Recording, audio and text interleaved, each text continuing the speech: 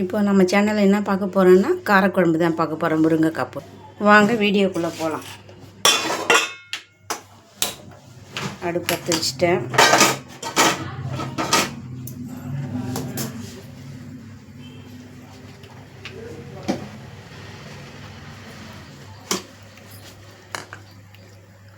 எண்ணெய் ஊற்றிக்கலாம். சட்டி சூடாகிடுச்சு, எண்ணெய் ஊற்றிக்கலாம்.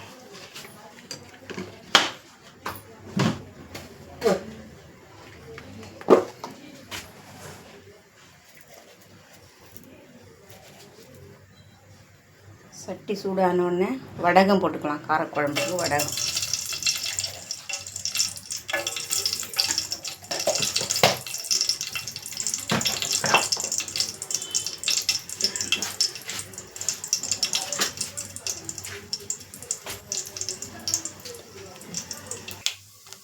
கடுகு பொரிஞ்சிட்டு இப்போ இந்த ஸ்டேஜில் நம்ம கருவேப்பிலையும் வெங்காயம் போட்டுக்கலாம். பல்லாரி தான் வெட்டி வச்சுருக்கேன், அதை போட்டுக்கலாம். அடுத்தது ஒரு 10 பல்லு பூண்டு. அடுத்து பார்த்திங்கன்னா 2 பச்சை மிளகா, ஒரு தக்காளி.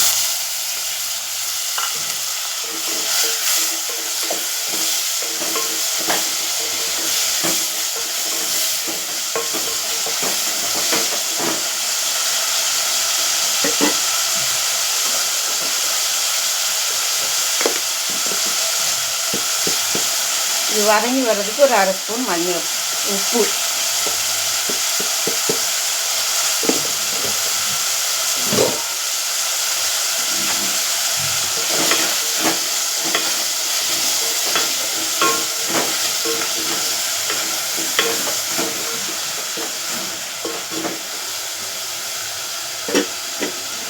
அது நல்லா வதங்கி வரட்டும், அதுக்கப்புறம் பார்க்கலாம். நம்ம வதங்கிடுச்சு. இப்போது நம்ம முருங்கைக்காய் போட்டுக்கலாம். 2 முருங்கைக்காய்.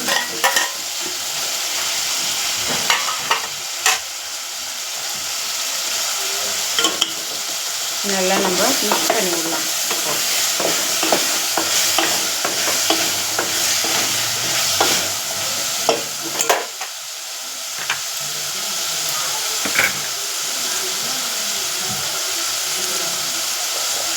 இந்த ஸ்டேஜில் அதுக்கு தேவையான மசாலா போட்டுக்கலாம்.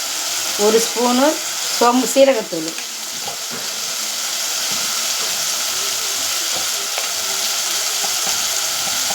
ஒரு 1/2 ஸ்பூனுக்கு சோம்புத்தூள்,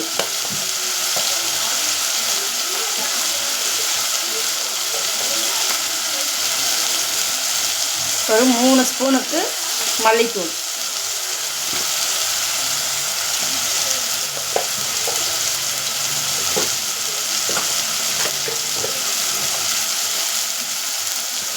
மஞ்சத்தூள் ஒரு 1/2 ஸ்பூன்,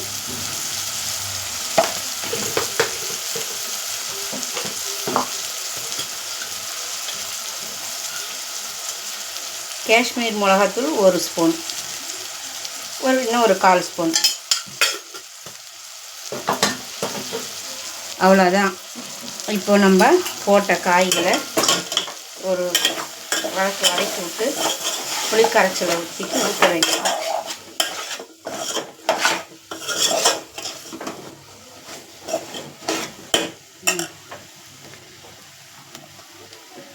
இப்போ இதில் புளி கரைச்சல் வச்சுருக்கேன், ஒரு எலுமிச்சை சைஸு புளி கரைச்சி வச்சுருக்கேன். இப்போ அதில் ஊற்றிக்கலாம்.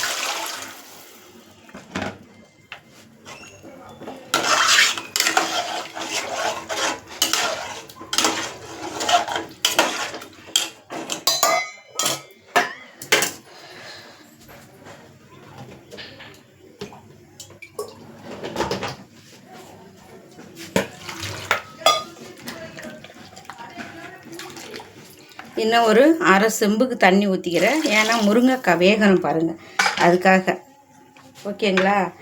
இப்போது எல்லாம் நல்லா வந்து கொதித்து வரட்டும்.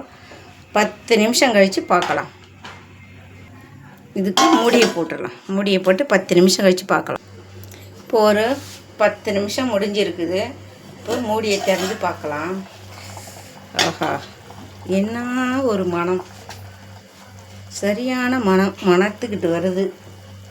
முருங்கைக்காய் போட்ட காரக்குழம்பு.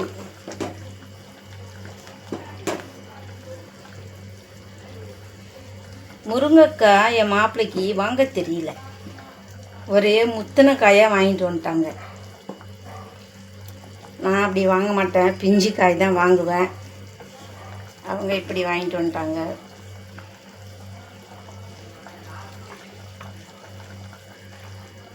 இன்னும் ஒரு 5 நிமிஷம் நல்லா கொதிக்கிட்டோம், திரும்ப பார்க்கலாம். இந்த காரக்குழம்புல கத்திரிக்காய் போடலாம், வெண்டைக்காய் போட்டு வைக்கலாம், முருங்கைக்காவும் போட்டு வைக்கலாம். கத்திரிக்காய், முருங்கைக்காய், வெண்டைக்காய் இதெல்லாம் போட்டும் வைப்பாங்க. நான் இப்படி வச்சுருக்கேன் முருங்கைக்காய் போட்டு. ஒரு 5 நிமிஷம் கழித்து திரும்ப பார்க்கலாம். நல்லா கொதித்து வந்திருக்கு, வரட்டும். இன்னும் ஒரு 5 நிமிஷம் இருக்கட்டும்.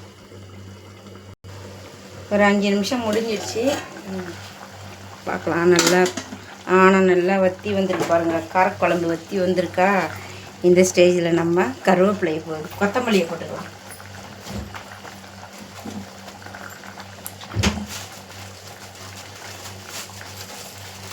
கொத்தமல்லியை வெட்டி போட்டு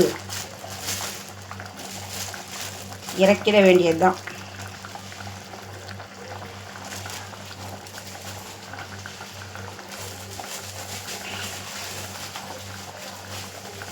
எல்லாத்துக்கும் கொத்தமல்லி போட்டால் அது ஒரு மனம் தான், மனத்துக்கு தான் வருது கொத்தமல்லி தழை.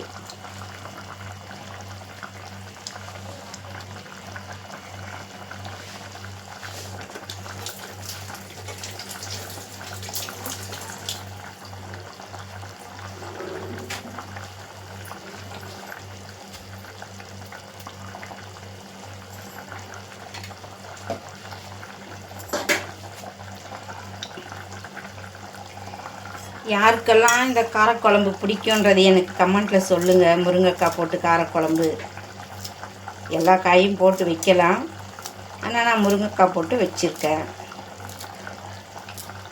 எண்ணெய் நல்லா திரண்டு வருது பாருங்கள், சூப்பராக, மாஷா அல்லாஹ். கொத்தமல்லி தழையும் தூவி இறக்கிட்டோம்னா அவ்வளோதான்,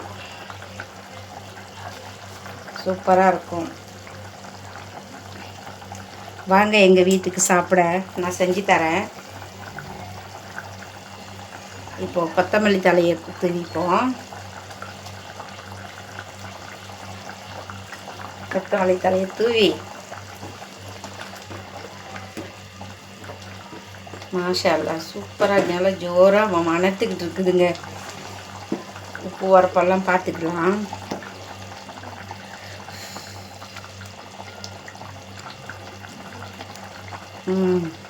உப்பு உரப்பு எல்லாம் கரெக்டாக இருக்குதுங்க, மாஷா அல்லாஹ் செமையாக இருக்குது.